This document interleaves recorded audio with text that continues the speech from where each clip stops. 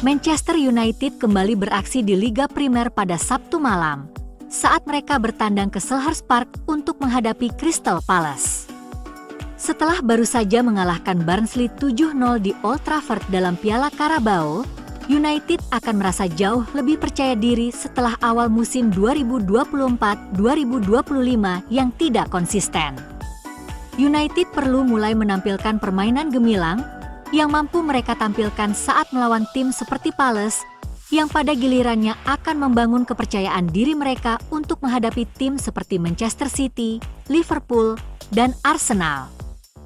Ketiganya dianggap sebagai ancaman utama di liga saat ini. Andre Onana yang diistirahatkan versus Barnsley akan kembali di bawah mistar gawang. Pertahanan United telah berkembang pesat musim ini dan setelah para pemain baru beradaptasi dengan kehidupan di United, pertahanan akan menjadi kekuatan yang harus diperhitungkan, yang merupakan hal yang diinginkan oleh setiap pendukung klub.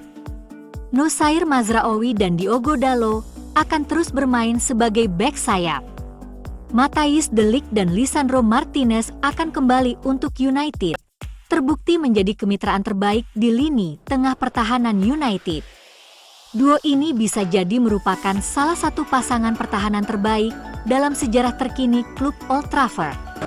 Gelandang United terlihat jauh lebih baik musim ini dan seperti halnya lini pertahanan, begitu Manuel Ugarte beradaptasi di klub dan mulai berkembang di Liga Primer. Ia benar-benar dapat meninggalkan jejaknya di klub.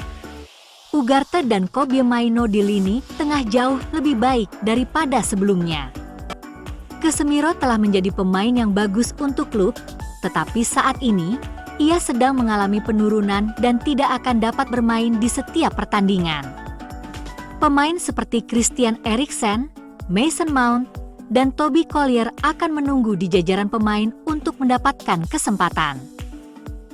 Marcus Rashford dan Alejandro Garnacho sama-sama mencetak 2 gol melawan Barnsley yang akan meningkatkan kepercayaan diri mereka. Amad Diallo kemungkinan akan menggeser Garnacho ke bangku cadangan, dengan Rashford di sayap kiri, dan Bruno Fernandes akan kembali ke peran trekwaristanya di klub. Antony kembali mencetak gol penalti dalam kemenangan Piala Carabao atas Barnsley. Ethan Wheatley juga bisa menjadi opsi untuk United. Namun, Joshua Zirkzee akan starter. Ia adalah satu-satunya penyerang yang fit di klub saat ini. Rasmus Højlund baru pulih dari cedera, ada kemungkinan ia kembali beraksi, kembali berlatih untuk klub minggu ini, yang akan menjadi dorongan besar menjelang pertandingan melawan Palace yang mungkin akan ia lakukan. Atau untuk pertandingan Liga Eropa minggu depan, yang juga penting bagi klub.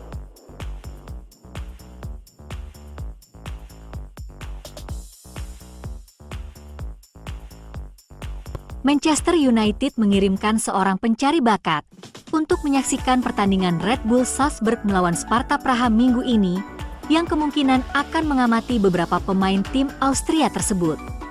Menurut Football News, Manchester United adalah salah satu dari beberapa tim yang mengirimkan pencari bakat untuk menyaksikan pertandingan pada Rabu malam. Pertandingan tim Austria tersebut seringkali dihadiri oleh pencari bakat dari seluruh Eropa, dan minggu ini tidak berbeda. Salah satu pemain dalam daftar pengawasan MU bisa jadi adalah Samson Baidoo, dengan laporan di Inggris yang menyebutkan bahwa United tertarik padanya. Musim yang kuat bagi pemain berusia 20 tahun tersebut dapat dengan cepat meningkatkan minat. Oscar Glover adalah pemain lain yang masuk radar, berpotensi sebagai pengganti jangka panjang Bruno Fernandes, dan perkembangan pemain berusia 20 tahun itu kini juga dipantau lebih ketat.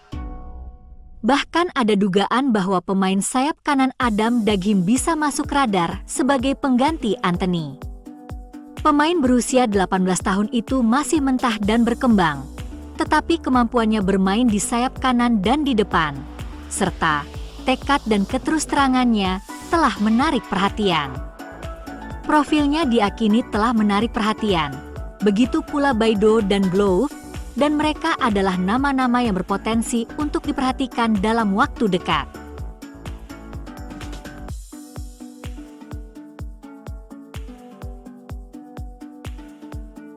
Perencanaan jangka panjang sama pentingnya bagi klub sekelas Manchester United, seperti kesuksesan jangka pendek, dan terserah kepada orang-orang seperti Dan Ashworth untuk terus bergerak guna memastikan bahwa klub mengawasi target transfer potensial di masa mendatang.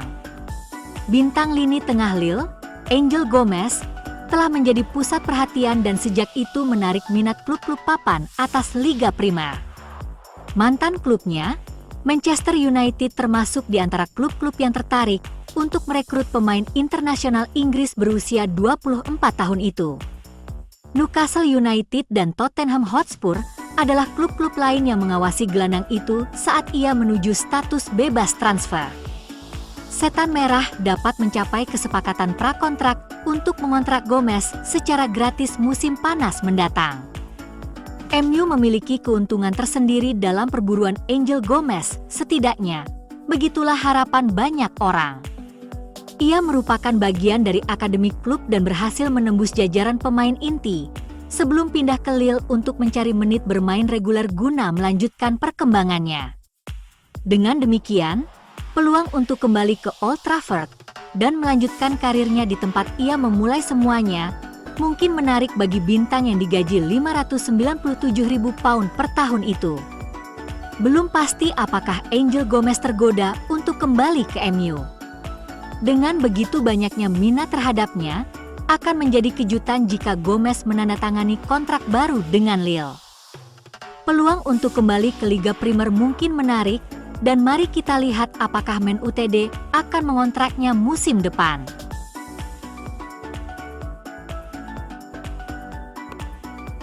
Borussia Dortmund memulai Liga Champions 2024-2025 dengan kemenangan 3-0 di markas klub Brugge.